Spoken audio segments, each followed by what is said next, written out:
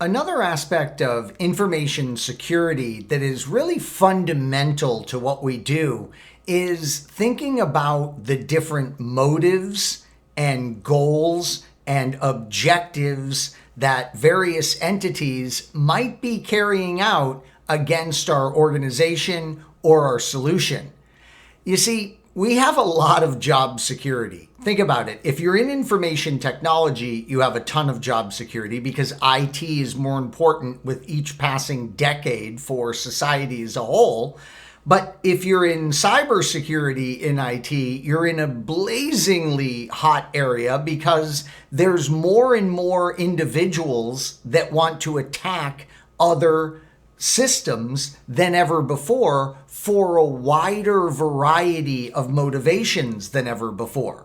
And more things are automated and more things are put on data networks now than ever before. Everything's internet based, it seems like. So that's opening up a lot more attack surfaces than ever before. And we're just in a situation where cybersecurity is critically important, and it will be more so with each passing year.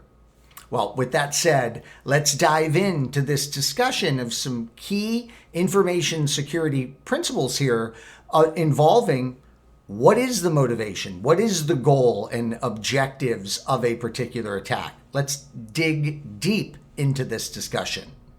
So we need to understand that attacks really consist of three main things. That is some motivation.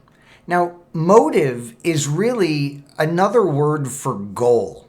So think about it. The goal. What is the goal of this attacker? And I'm going to paint a picture for you in a moment of what I was saying in the intro to this video, and that this is just more varied than ever before. Think about it. It used to always be money, money. Money, money, money, money. Maybe occasionally someone was seeking to embarrass an organization, but money was the dominating factor in cybersecurity attacks for the longest time. And heck, let's face it, it still is one of those big motives and goals that we see today, but there's plenty more I'll give you examples of in a moment. Now, something else that must exist is a methodology. So there must be an actual sequence of actions that are going to be taken in order to propagate an attack.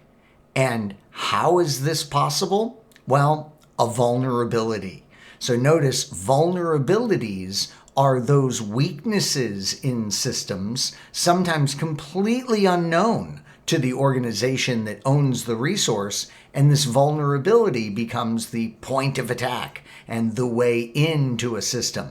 And remember, if this wasn't scary enough, we're going to be discussing in this course in depth the attacks that are a sequence of attacks. So there's one attack that is motivated by this individual and they have the methodology to do it and they're coming in over some vulnerability, but that is just the first attack. That's stage one. And then this allows them through maybe some type of perimeter defense system, and then another attack begins once that first attack is successful. We're going to be discussing a lot of this in much greater depth as we move through the course, but as promised, I did want to give you an idea of just some brainstorming I did, and this by no means is a complete list, but these are just some of those motivations that we see today.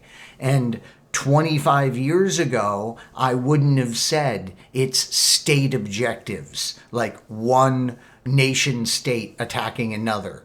25 years ago, I wouldn't have said it's to do ransom, for the payment of a ransom.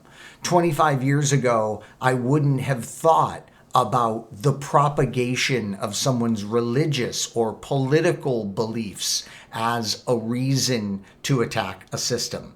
So notice, this is not a complete list, but it really does paint a great picture for us of the variety of motives that exist out there today. We know there's always going to be plenty of new vulnerabilities that appear. This is a recipe for disaster when we have a lot of people that are highly motivated using tried and true methodologies to attack vulnerabilities. And this is job security for you and I on the team of good.